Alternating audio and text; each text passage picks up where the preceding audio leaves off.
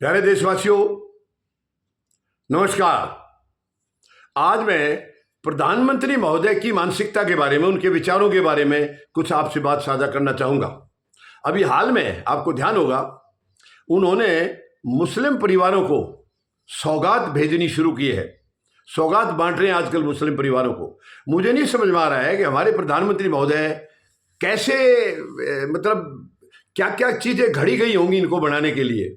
परमात्मा ने भी इनको एक अजीब किस्म का इंसान बनाया है। मैं कोई गलत वो नहीं कह रहा हूँ। मैं उनके व्यक्तित्व के बारे में, जो हम देख रहे हैं 11 साल से, तो आप भी देख रहे हैं। वैसे तो ये मुख्यमंत्री थे, तब से बहुत चीज़ें नजर आती थी, लेकिन 11 साल से प्रधानमंत्री हैं। आप देखिए, एक कम्युनिटी के बारे में या एक धर्म के बारे में ये कब कब क्या क्या बोल जाते हैं, वो किसी से छिपा नहीं है। मैं उसी के ऊपर कह रहा हूँ, उसी बात पर आधारित कह रहा हूँ। कोई अपनी तरफ से कोई दोष या आरोप नहीं लगा रहा हूँ।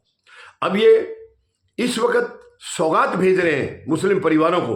आपको मालूम है, रमजान का त्यौहार चल रहा है, रमजान का वो पूरा महीना चल रहा है अभी, और सौगात भेंट कर रहे हैं ये। अब वो मुझे नहीं मालूम इनकी मंशा क्या है इसके पीछे, लेकिन उनके मकानों पर, दुकानों पर बुलडोजर चल रहे हैं। हालांकि अब वो माननीय सर्वोच्च न्यायालय के आदेश से फिलहाल रोक जरूर लगी है, लेकिन बीजेपी के मुख्यमंत्रियों की भी मानसिकता ऐसी है कि वो भी अदालतों को ज्यादा महत्व देते नहीं है। अदालतों को अपने से ऊपर नहीं मानते, वो अपने से नीचे मानते हैं। तो अदालतों के आदेशों की, जजमेंट्स की भी, वहां की भी धज्जियां उड़ती हैं इनके राज में। तो उनकी संपत्तियों पर, प्रॉपर्टियों पर, मकानों पर, दुकानों पर बुलडोजर चलाए जा रहे हैं नाजायज तरीके से। देखिए, बुलडोजर किसी के मकान पर, किसी की संपत्ति पर चलाना वो जायज नहीं हो सकता है।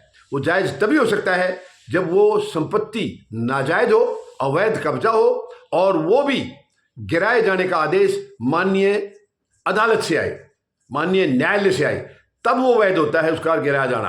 अदरवाइज वो अवैध है मकान या नहीं है, ये सरकार नहीं बता सकती है, ये केवल न्यायालय बता सकता है। तो जिस तरीके से ये गिराए जा रहे हैं, उसको वैध तो हम कह ही नहीं सकते, वो तो अवैध है। वो मकान अवैध है या वैध है, ये फैसला सरकार नहीं कर सकती। ये फैसला केवल अदालत के पास है, और मकान किसी एक इंडिविजुअल का नहीं होता है।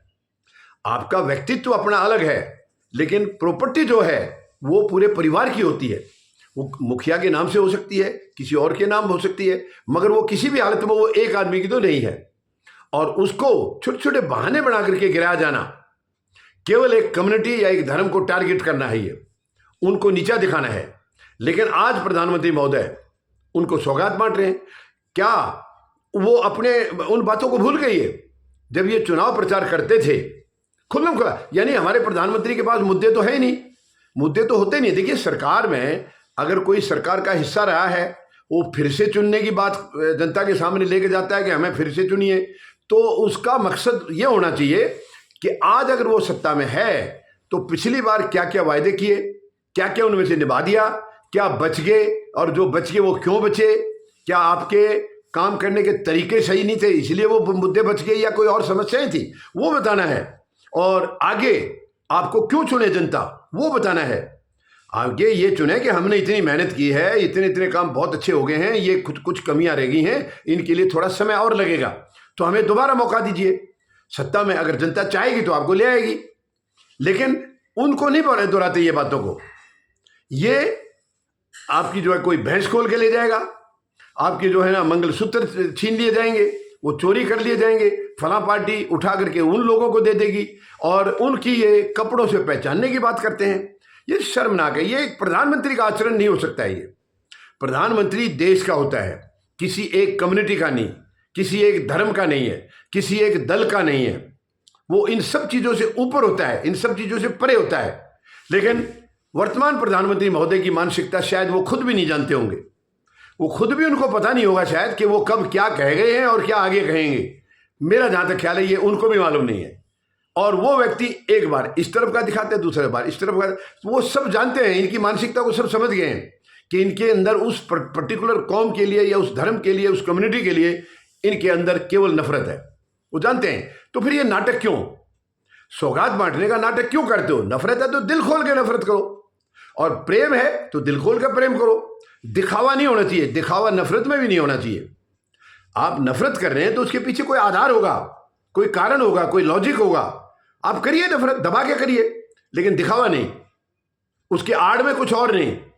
और अगर आप प्यार करते हैं तो प्यार सामने दिखना चाहिए। वो दिखता है, जो आत्मा से आप कर रहे हैं वो अलग दिखता है, जो दिखावा कर रहे हैं वो अलग होता है, वो सब नजर आता है। तो इनके कदम कदम पर ये जो है इस किस्म की जो हरकतें हैं ये शोभा नहीं देती। पता नहीं अपने आप को ये क्या सोच करके करते होंगे, लेकिन देश की जनता सब समझती है, देश की जनता सब मानते हैं कि कब कब ये मौका देख करके क्या क्या कह जाते हैं। ये सच में, यानी इसको मौका प्रस्त कहा जाता है। ऐसी जो हरकत जो करता है आदमी, वो कोई भी हो जाए, लेकिन इस किस्म की करता है तो वो मौका प्रस्त कहला जाएगा।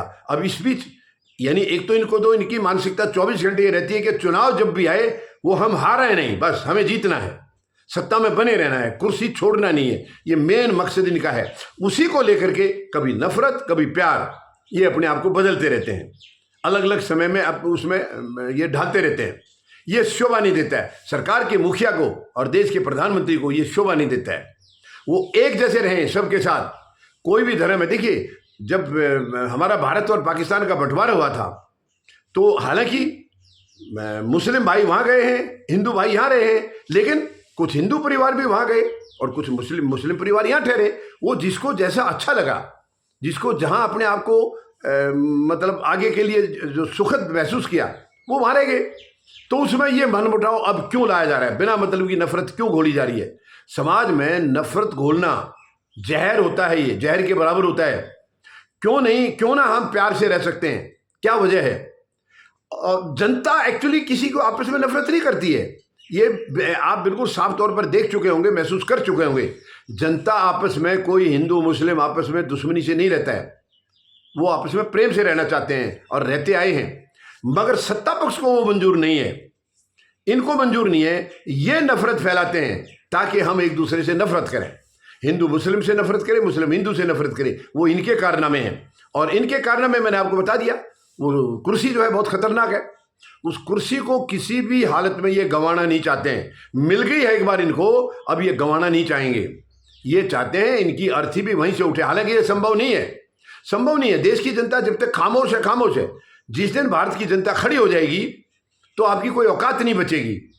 मैं ये नहीं कह रहा हूं कि भारत की जनता कोई गलत काम करेगी आपके, नहीं, लेकिन जनता जागेगी तो आपको आपकी औकात दिखाएगी कि आज आप किस तरीके से देश को चला रहे हैं, नफरत से आप देश को चला रहे हैं। ये गलत है।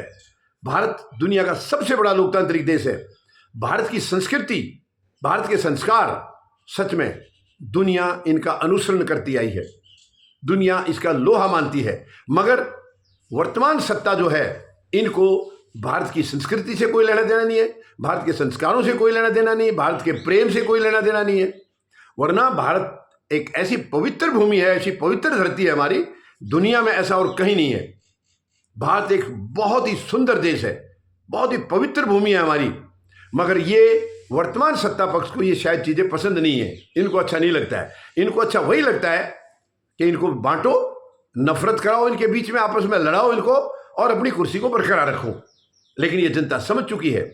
प्रधानमंत्री महोदय, आप जितना मर्जी नाटक कर लीजिए, कि जितना मर्जी दिखावा कर लिए, आपकी असलियत क्या है, आपके अंदर क्या है, वो जनता जान चुकी है। सब जानते हैं कि आप उनसे प्यार कर रहे हैं या नफरत कर रहे हैं, या उनसे खुश हैं या दुखी हैं, जनता सब जानती है। तो मैं निवेदन करूंगा प्रधानमंत्री महोदय से, नाटकबाजी छोड़िए, सच्चाई से पेश आइए, सच्चाई को सामने रखिए। देश सच्चाई से चलता है, दिखावे से नहीं चलता है, और नफरत से तो बिल्कुल ही नहीं चलता है। प्लीज मेहरबानी करके नफरत को छोड़ दीजिए प्रधानमंत्री महोदय। ये देश प्यार का भूखा है, ये देश प्रेम का भूखा है, और प्रेम से ये चलता आया है। हमारी संस्कृति को देखिए ना, नजर उठा करके आप उसको डैमेज मत करिए, उसको मतलब उस पर चोट मत पहुंचाइए। उम्मीद है प्रधानमंत्री महोदय अपने आप में कुछ बदलाव लाएंगे, दिखावे की बजाय असलियत को वो कबूल करेंगे, एक्सेप्ट करेंगे, ऐसी मैं उम्मीद लगाता हूं। धन्यवाद। जय जवान, जय किसान, जय हिंद।